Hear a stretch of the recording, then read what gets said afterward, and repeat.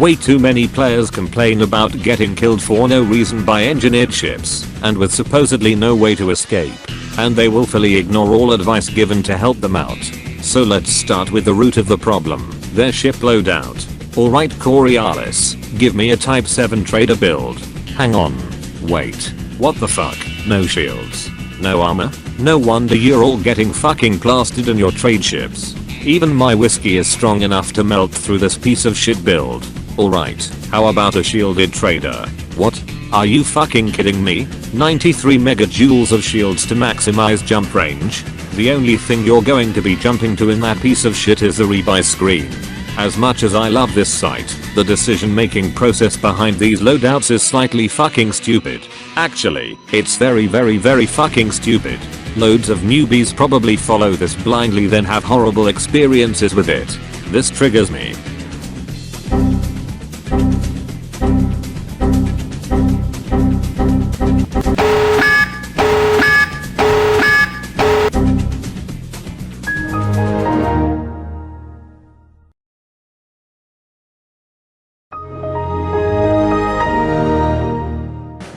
Alright traders, listen up.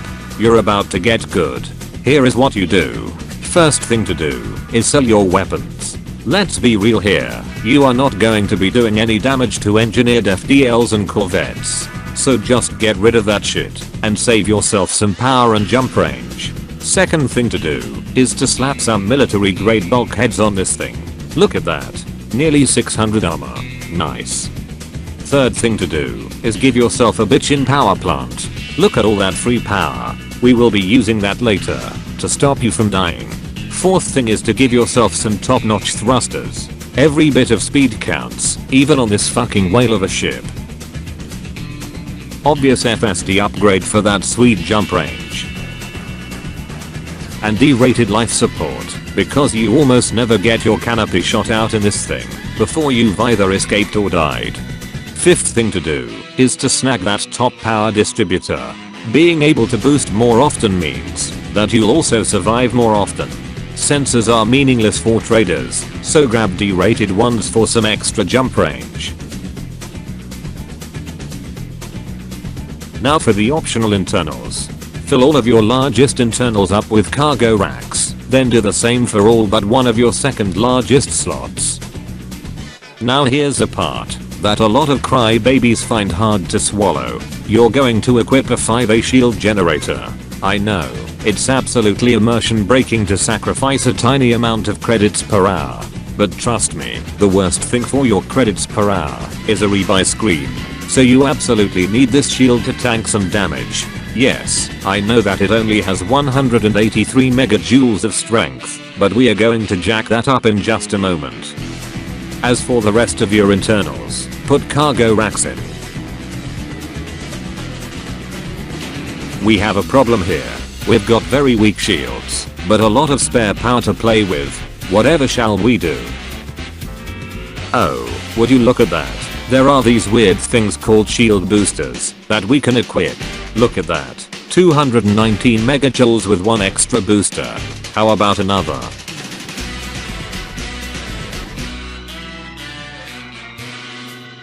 Damn son, 256. Looks like we have enough power for one more, so let's see what it does. We did go over our power limit by a small amount, but that's okay.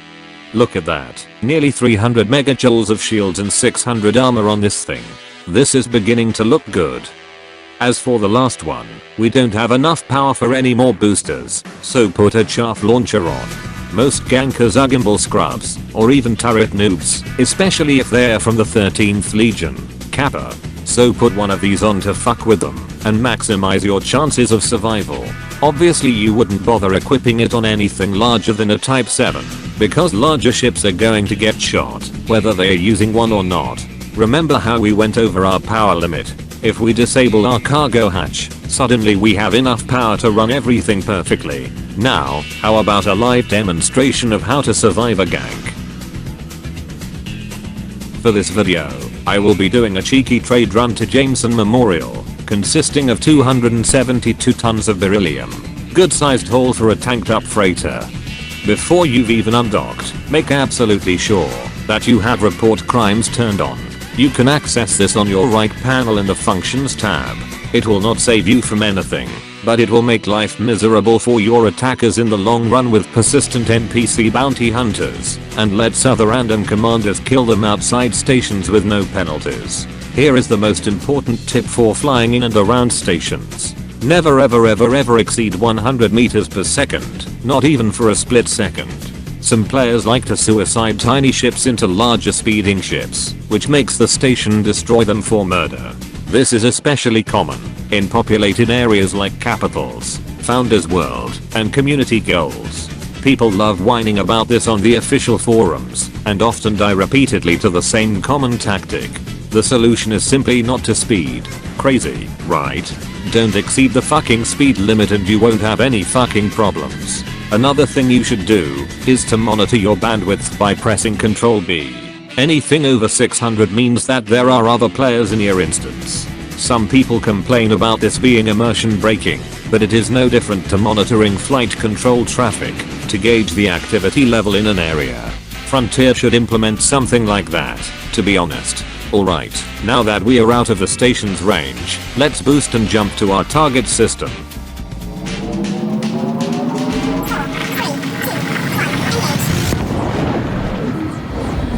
Notice that our bandwidth is quite high, so there will probably be other players there. As soon as you are in, check your local player list on the top left. Oh no, there is an infamous killer lurking in Super Cruise, which is not good news. Normally, you should instantly drop from Super Cruise before he notices you, but we are going to make the decision to stay around. And normally if you choose to stay around, you should take a long Super Cruise route towards your target station, but we will be making the mistake of going straight there.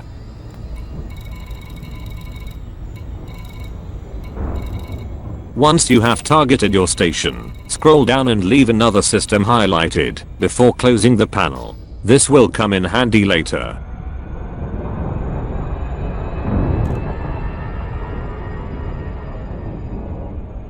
Our killer is circling behind us on our sensors, which is also bad news. But we will make the mistake of keeping on flying.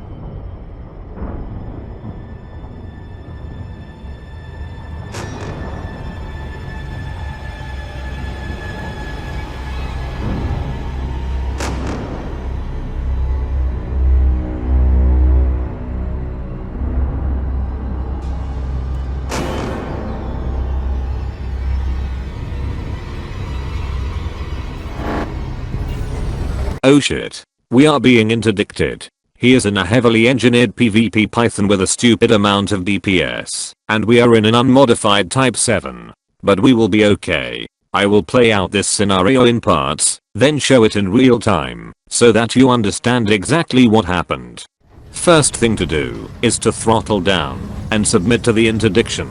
If you submit, your FSD has an extremely short cooldown. Second thing to do is put 4 pips to systems, which increases your effective shield strength by 2.38 times. This gives us an effective shield strength of 695 megajoules, which is pretty dank. Immediately after dropping, quickly look at your left panel and select that system you highlighted earlier. Now turn to face your attacker and boost past them. This will buy you some precious time while they turn to face you again. Look at that, our FSD has cooled down already. Charge it up for a jump to our target system, and keep boosting at your attacker. Once he is facing you, deploy chaff and just hope that he uses gimbals or turrets. You may be wondering why the larger Python is not mass locking us. That is because jumps to other systems, known as high wakes, are not affected by mass lock.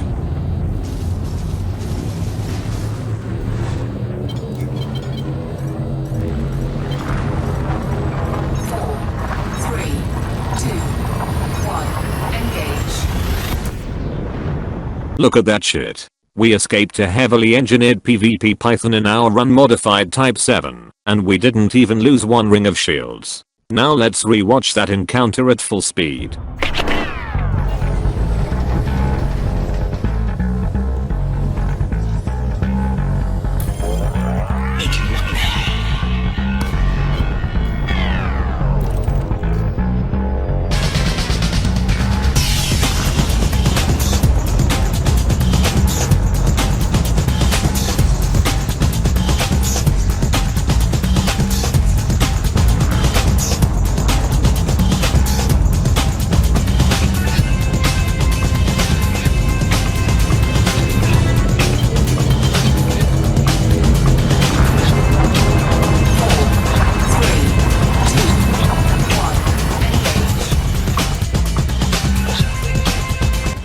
Once you have done that to someone, they will be annoyed.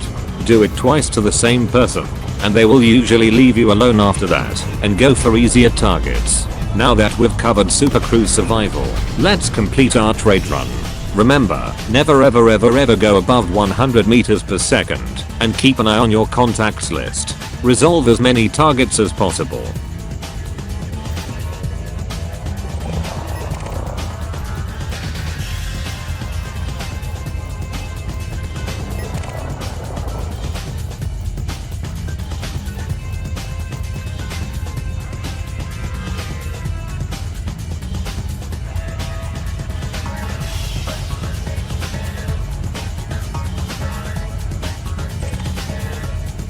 That right there is a heatsink.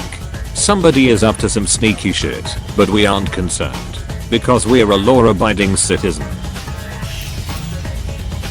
Docking request granted.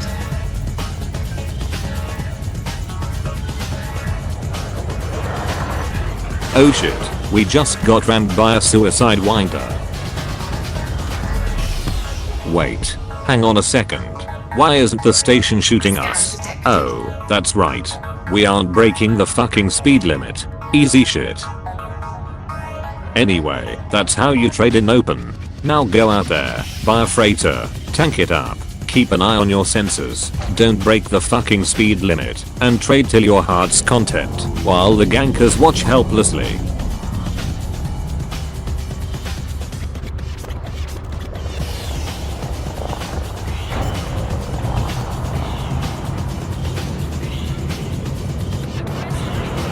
Landing gear deployed.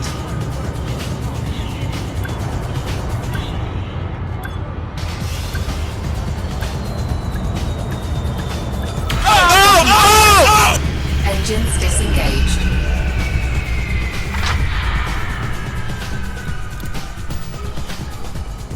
And if you would like to learn more about open play survival, be sure to join the Triadius Teamspeak Survival School channel, where PvP players offer builds and advice. Alternatively, you can also join the Galactic Combat Initiative Discord server. Thank you for watching. Please make sure you forget to subscribe, and leave a very detailed comment about how the crime and punishment system is the only thing that can save you.